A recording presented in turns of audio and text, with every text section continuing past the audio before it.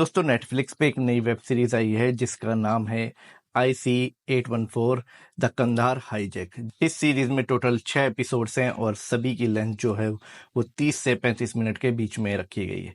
इस सीरीज में आपको मुख्य भूमिका में नजर आने वाले हैं विजय वर्मा, नसीरुद्दीन शाह, पंकज कपूर और बहुत से कलाकार हैं इसमें जो आपको नजर आने वाले हैं। बात करते हैं कहानी की, तो कहानी जो है 1999 में हुए कंधार हाईजैक के ऊपर बेस्ड है। ये एक रियल इंसिडेंट से ली गई कहानी है।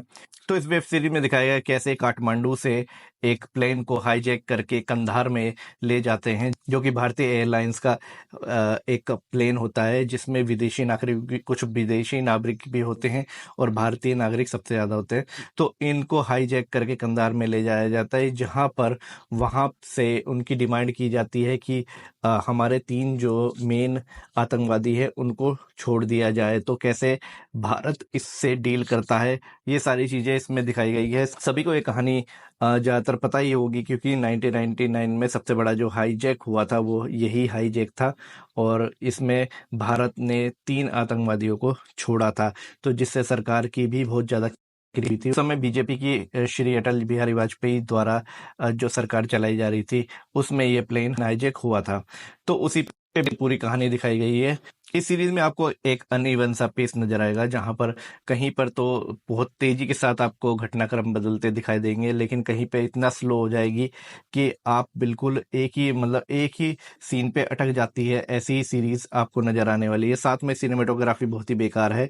कहीं पे ब्लूइश सा जो कलर है वो आ जाता है, कहीं पे कुछ आ जाता है, कहीं पे येलोइश सा कलर है, कहीं पे ब्राइटनेस इतनी ज्यादा है कि आंखों को चुभने लगती है। तो ऐसी चीजें हैं जो सिनेमेटोग्राफी में आपको पसंद नहीं आने वाली। साथ में जो स्टार कास्ट है, इतनी बड़ी स्टार कास्ट दी गई है, छोटे छोटे किरदारों के लिए भी बड़े बड़े रोल दिए गए हैं, तो उनमें कोई भी इन्वेस्ट नहीं हो पाता क्योंकि कैरेक्टर डेवलपमेंट है ही नहीं इस सीरीज में, क्योंकि सभी की कहानी दिखाने का कोशिश की गई है और इस कहानी को दिखाने के चक्कर में जो मेन मोटिव है सीरीज का वही कहीं खो जाता है। तो जो कैरेक्टर्स हैं वो भी इतने उभर कर नहीं आ पाते, इस कारण से आपको भी सीरीज कहीं डल नजर आने लगती है।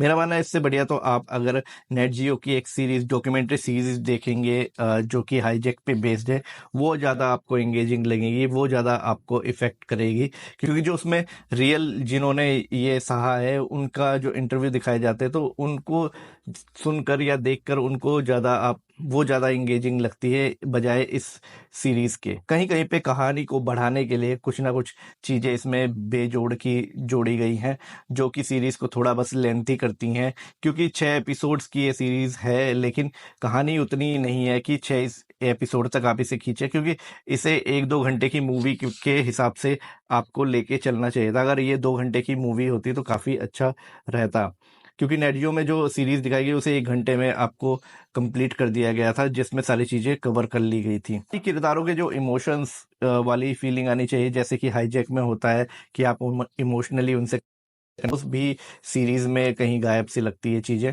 इस सीरीज को आप फैमिली के साथ तो देख सकते हैं, क्योंकि इसमें ज्यादा कुछ गाली गलौज वगैरह सीन और बाकी अदर सीन जो है वो नहीं है, तो फैमिली के साथ इसे देख सकते हैं। लेकिन ये एक स्केपेबल, यानी कि आप इसे इजीली स्किप कर सकते हैं, ऐसी वेब सीरीज है। तो मैं इसे रेट करूंगा 5.5 आउट ऑफ 10।